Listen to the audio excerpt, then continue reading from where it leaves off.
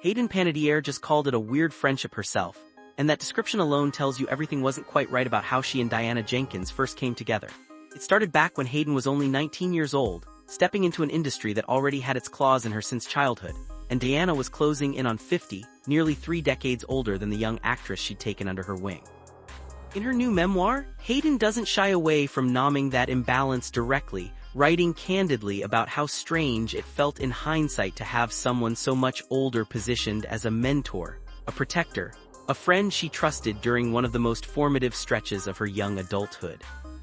At the time, she says, Diana seemed like exactly the kind of presence she needed, someone who could offer her guidance and belonging as she tried to figure out which relationships actually served her once she'd stepped out from under her family's roof and into the spotlight on her own terms. But memoirs have a way of forcing people to look backward with clearer eyes, and what Hayden reveals next is where the story stops being a simple reflection on an odd couple friendship and turns into something far more unsettling. Somewhere in the pages of her book, she describes being led by someone she deeply trusted, someone she saw as a protector, down a narrow staircase and into a small, closed-off room aboard a yacht.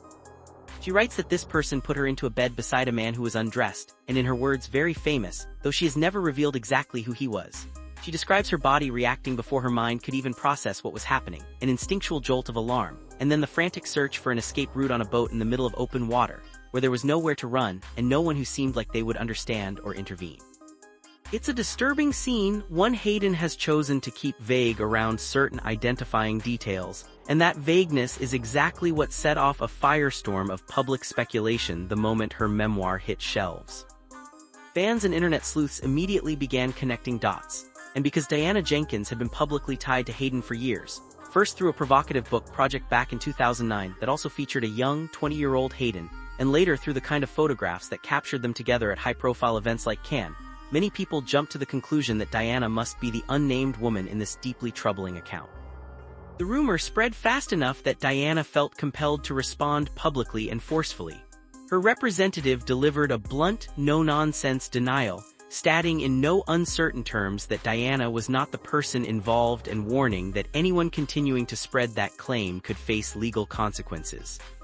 It wasn't the first time Diana had been forced to publicly distance herself from murky rumors either. For over a decade, she has quietly fought off separate, unrelated speculation tied to that same 2009 book project, allegations she has always denied. So where does that leave the actual story Hayden told, the one at the center of all this noise? Hayden herself later explained, in an interview reflecting on the memoir, why she made the deliberate choice not to name the person who led her into that room. She suggested it wasn't about protecting herself, but rather that naming names would have created serious professional fallout for people who were, in her words, generally still part of her industry circle, and she seemed to weigh that consequence carefully before deciding silence was the better path, even knowing it would leave the public guessing. That silence, though understandable from her perspective, is precisely what created the vacuum that speculation rushed to fill. Without a name attached, the internet did what it always does. It searched for patterns, connections, anyone whose history with Hayden made them a plausible candidate, fair or not.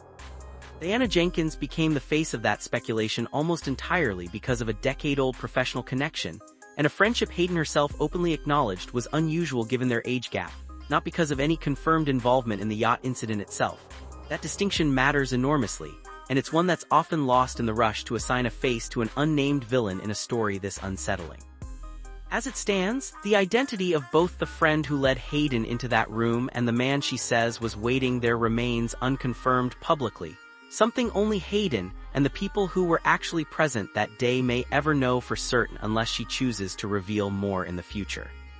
What we're left with is a portrait of a friendship that Hayden herself now views through a far more complicated lens than she might have at 19. A relationship she has publicly reflected on with a mixture of gratitude for what it gave her at the time, and unease about what that closeness also exposed her to as a young woman trying to navigate fame, trust, and the adults who were supposed to be looking out for her.